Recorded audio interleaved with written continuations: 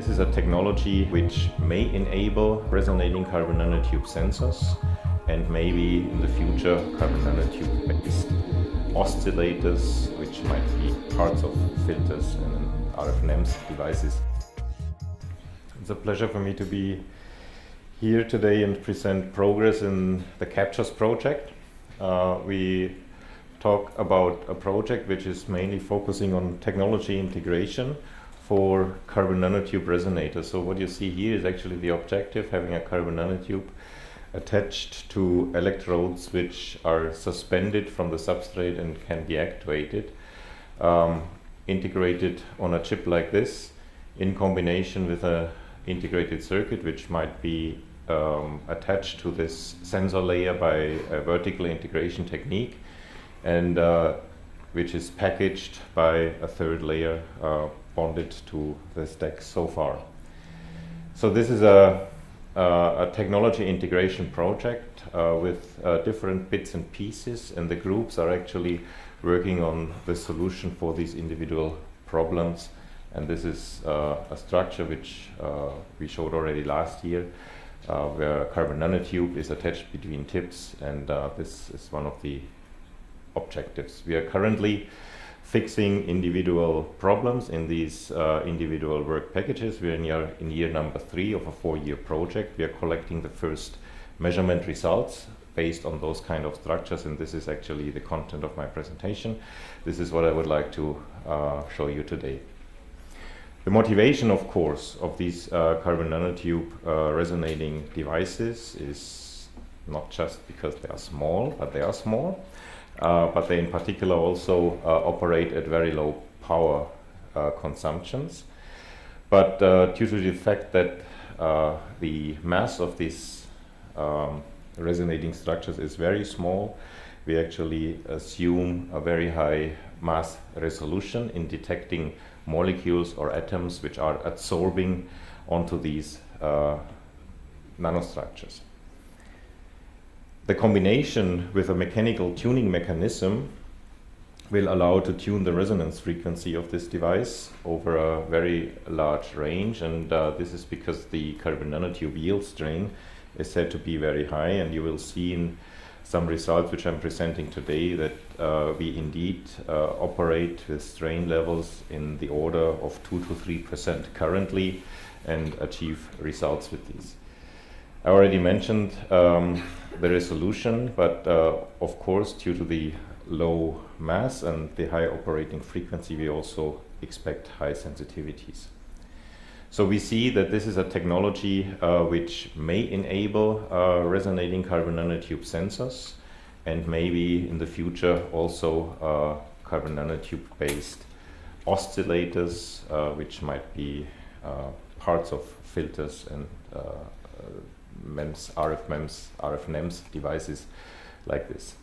9 different groups are collaborating in this project. You know these colleagues very well, and each of us is actually focusing on one of these particular problems. We have process integration in there, we have system integration in there, system design, and we have 2 activities which focus on fundamental questions regarding the mechanical and electronic properties of carbon nanotubes in these configuration. And I would like to start with results from one of these work packages, which investigates the mechanics of clamps of carbon nanotubes, which are sketched here and which are actually realized by carbon nanotubes suspended between electrodes which are either made from gold or palladium.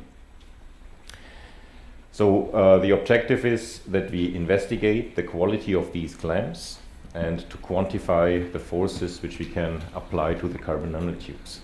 And of course the hypothesis is that clamped structures are better than just those ones depicted here, where carbon nanotubes are attached to the surface of these electrodes.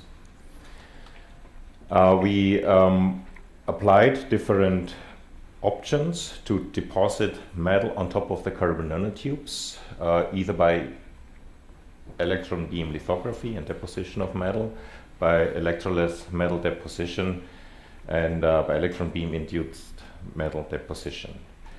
And this is an important aspect of this activity. We developed also a method to quantify the forces which we apply to carbon nanotubes based on an AFM which is moving in lateral direction across the carbon nanotube and which is force calibrated by a diamagnetic levitated graphite device. So we know the forces pretty nicely. And here you see the results. First, we investigated the forces of carbon nanotubes adhered to the surface of the contacts. The method was applied and forces up to 40 nanonewtons could be applied before the carbon nanotube started to slip. And we see the onset of slipping here, and then the carbon nanotube detaches, but we still measure forces, so we still believe that the carbon nanotube is attached to the AFM tip, and we observe the slipping of this carbon nanotube. So the deflection was around 85 nanometers in this case, and the respective strain in the tube 1.4%. In a clamped arrangement, as mentioned before, we clamp the carbon nanotubes with metal on top. We perform the same experiment, and we see, of course, higher clamping forces, in this case up to 140 nanonewtons.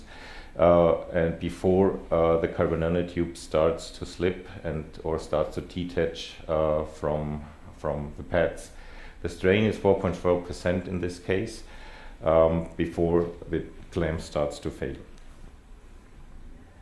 So, as expected, clamped carbon nanotubes are better than non-clamped carbon nanotubes, but this method actually allowed the quantification of the forces.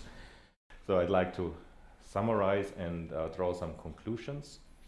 We showed force-calibrated carbon nanotube strain and slip experiments. We are able to quantify the forces now and draw decent conclusions out of these measurements. We also showed that we are able to correlate information from modeling with experimental results on the electronic states in these tubes. We propose a new oscillator and resonator setup, and we showed first transport measurement on strain tube in this integrated approach, and we observed the first resonance peaks in these tubes.